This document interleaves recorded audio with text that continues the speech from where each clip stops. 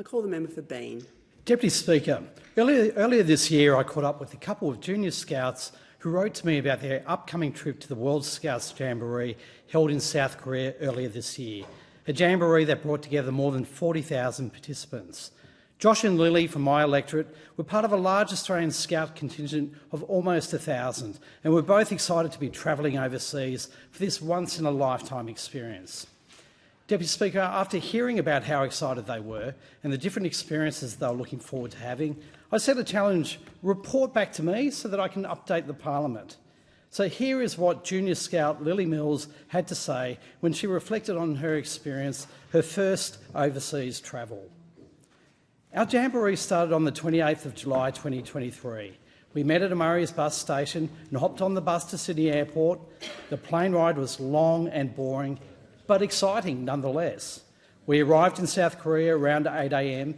and spent the day looking at some street markets where we bought many traditional Korean street foods, went to a cat cafe and brought some souvenirs before heading to the museum. After that, we headed back to our hotel and checked in. We spent 3 more nights at the hotel at Seoul, sightseeing and buying food and souvenirs, as well as running into many other scouts in the streets along the way. There were a few complications along the way, such as getting lost, losing things and people being grumpy or silly, but nothing we couldn't work out. We spent 6 days at the main camp, enduring the heat and humidity. Despite receiving heat warnings twice a day and many falling ill, we didn't let it dampen our spirits.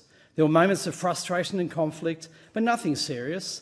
Despite everything, we still had a blast, experiencing many new things and interacting with people from different countries. On the last day of camp, we were evacuated due to a typhoon. I would have liked to have met more people, but that wasn't bad because we got to stay in air-conditioned areas and hang out in hotels. We even connected more with people staying in those hotels, including some from Britain. It gave us more opportunities for sightseeing. I would like to thank Lily for sharing her experiences with me so that I could share it with my colleagues here today. Scouting brings together young people across faiths and cultures and across countries.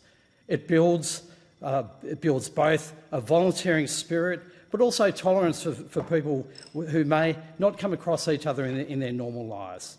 And clearly, for anyone who read any of the reports about the Jamboree in Korea, it builds an extraordinary capacity to adapt to challenge. Those scouts had to deal with typhoons, they had to do with record heat and humidity, but as Lily's words come through clearly today, they did so with good spirit and building greater connections across the world.